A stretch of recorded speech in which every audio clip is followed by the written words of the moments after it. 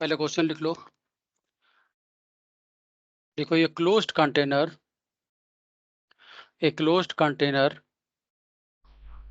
contains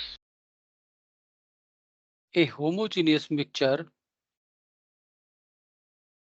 of 2 moles of an ideal monatomic gas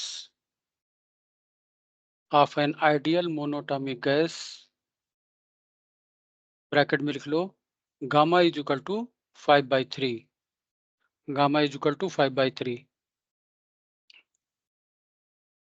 and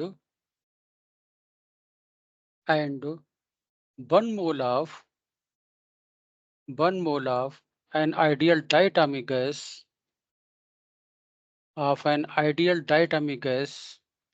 bracket में लिख लो gamma is equal to 7/5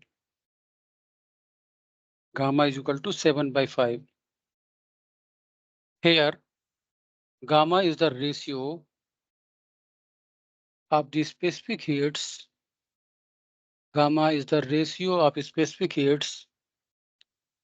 at constant pressure and constant volume of an ideal gas.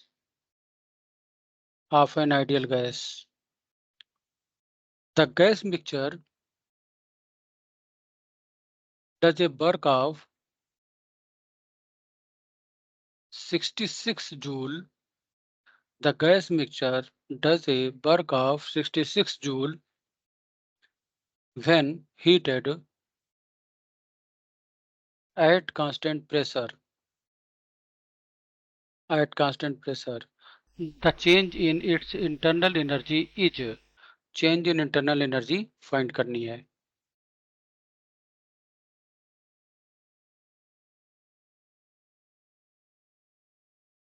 चलो देखते हैं इस question को। A closed container closed है और साथ ही साथ में ये कहा गया है कि हीटेड एट कांस्टेंट प्रेशर पर उसको हीट किया जा रहा है। तो कंटेनर कुछ इस तरीके से होगा। ये कंटेनर हमने ले लिया है और वॉल्यूम फिक्स नहीं होगा क्योंकि कांस्टेंट प्रेशर पर हीट किया जा रहा है। तो जब कांस्टेंट प्रेशर पर हीट करेंगे तो वॉल्यूम बढ़ेगा। यहाँ पर हमने एक पिस्टन लगा दिया है। नीचे से इसको हीट किया जा रहा है, यहाँ से इसको हीट दी जा रही है। इस कंटेनर में 2 गैसेस फिल्ड हैं। पहली गैस है जिसके नंबर ऑफ मोल्स है 2, N1 is equal to 2 moles और ये मोनोटॉमिक गैस है और गामा की वैल्यू 5/3।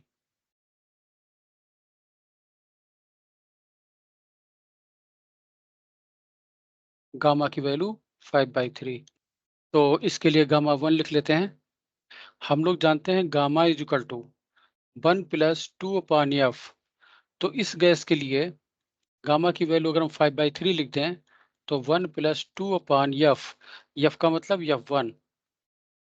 तो this implies 2/f1 is equal to 5/3 - 1।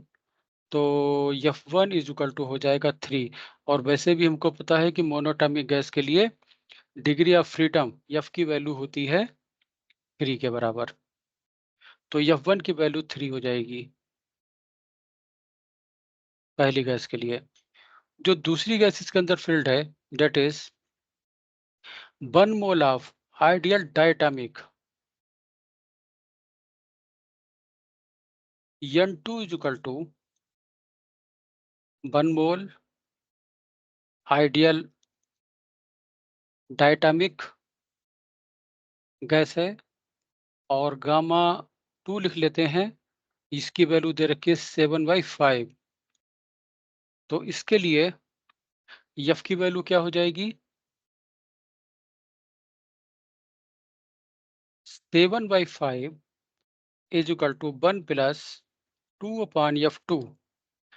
This implies 2 upon F2 is equal to 7 by 5 minus 1. तो F2 is equal to 5. और वैसे भी हमको पता है कि डायटोमिक गैस के लिए डिग्री ऑफ फ्रीडम F2 की वैल्यू 5 होती है। तो F2 की वैल्यू हो जाएगी दूसरी गैस के लिए 5। तो here gamma is the ratio of the specific heats at constant pressure. जो गामा हम लोग यूज करते हैं that is molar heat capacity ratio. It means gamma is the Cp upon Cv, molar heat capacity at constant pressure upon molar heat capacity at constant volume. और इसकी value होगी delta Q upon N dt at constant pressure upon delta Q upon N dt at constant volume. N से N cancel, तो delta Q upon dt at constant pressure delta Q upon dt at constant volume. और अगर हम specific heat ratio लिखें SP upon SV, specific heat of gas at constant pressure upon specific heat at constant volume, तो ये हो जाएगा delta Q upon m mass of the gas into dt at constant pressure upon delta Q upon m dt at constant volume. तो date is equal to m से m cancel, तो delta Q upon dt at constant pressure upon delta Q upon dt at constant volume. यहाँ पर ये ratio और ये ratio similar है। इसका मतलब गामा को चाहे हम मोलर हीट कैपेसिटी रेशियो लिखें या स्पेसिफिक हीट रेशियो लिखें, दोनों की वैल्यू सेम होगी। यहाँ पर इसको गामा को हीट कैपेसिटी रेशियो भी लिख सकते हैं, क्योंकि ये है heat capacity at constant pressure और ये है heat capacity at constant volume. तो गामा को हम molar heat capacity ratio, specific heat ratio, heat capacity ratio कुछ भी लिख सकते हैं। हमको निकालना है डेल्टा यू। तो from first law of thermodynamics,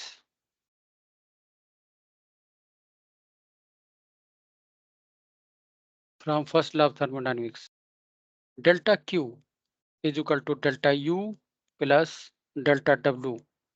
delta U की वैल्यू फाइंड करनी है, डेल्टा डब्ल्यू 66 जूल दे रखा है, तो delta U is equal to हो जाएगा delta Q minus delta W.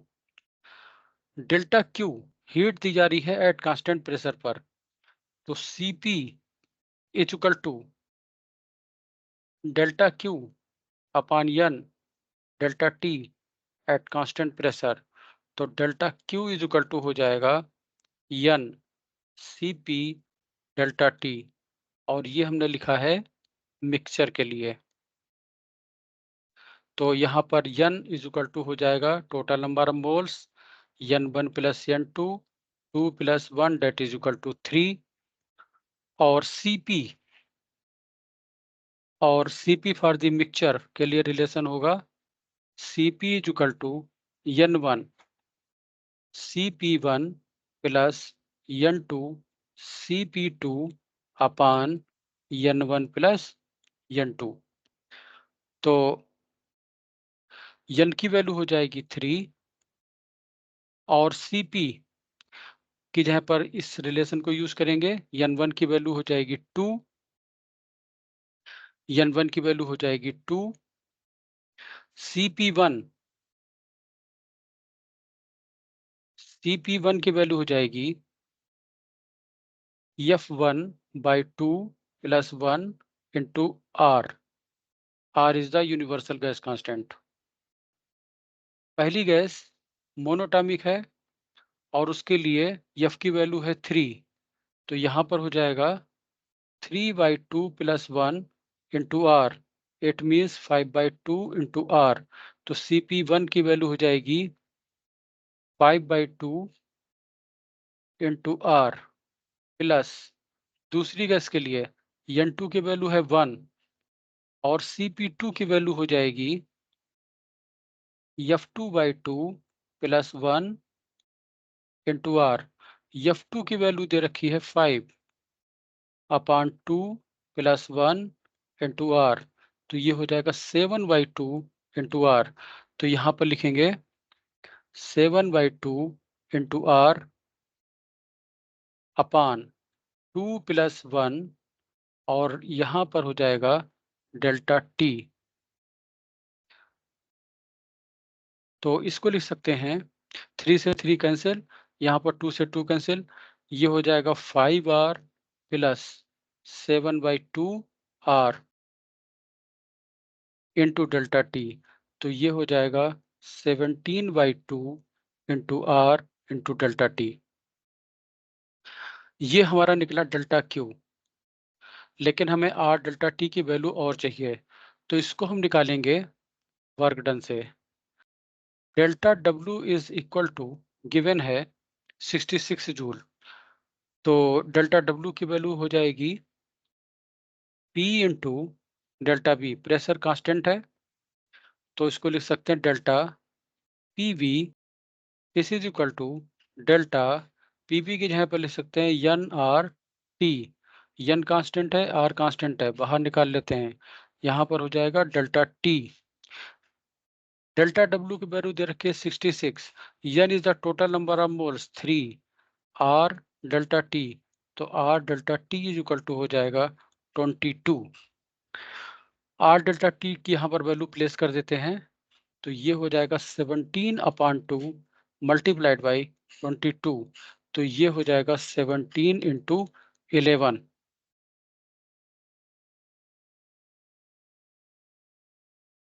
187 joule. ये हमारा निकला डेल्टा क्यू।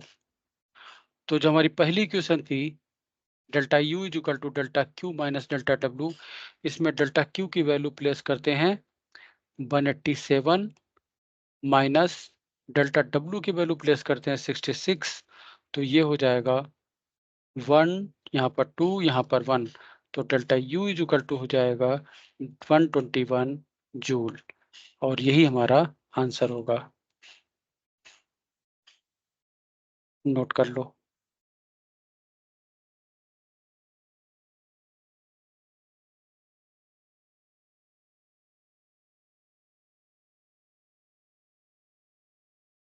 एक चीज और देख लेते हैं, यहाँ पर ये जो रिलेशन है ये कहाँ से आया है, इसको भी जरा देख लेते हैं। जो मिक्सचर है गैसेस का, उसकी इंटरनल एनर्जी दोनों गैसेस की इंटरनल एनर्जी के सम के बराबर होगी। तो इसको लिख सकते हैं N C V delta T. N ये मिक्सचर के लिए है, टोटल नंबर ऑफ मोल्स मतलब N1 प्लस N2, और सी वी ये भी मिक्सचर के लिए है, डेट इज इक्वल टू ये फर्स्ट गैस के लिए है N1 CV1 delta T plus N2 CV2 delta T. तो डेल्टा टी कैंसिल आउट हो जाएगा, तो CV is equal to, CV क्या है, molar heat capacity at constant volume for the mixture is N1 CV1 plus N2 CV2 upon N1 plus N2। तो CV के लिए relation आएगा ये। इसी तरीके से हम लोगों को पता है Cp minus CV is equal to R, तो this implies Cp is equal to CV plus R। इसको लिख सकते हैं, Cv की वैल्यू प्लेस कर देते हैं N1 CV1 plus N2 CV2 upon N1 plus N2 plus R। Cp is equal to molar heat capacity at constant pressure for the mixture N1 plus N2, LCM ले लेते हैं, यहाँ पर आ जाएगा N1 CV1 plus N2 CV2 plus N1R plus N2R। इसको लिख सकते हैं N1 इसमें और इसमें कॉमन ले लिया, CV1 plus R plus N2 CV2 plus R upon N1 plus N2 और CP minus CV equal to R होता है, तो CB plus R equal to CP लिख सकते हैं। तो ये हो जाएगा N1 CP1 plus N2 CP2 upon N1 plus N2। ये हो जाएगा मोलर हीट कैपेसिटी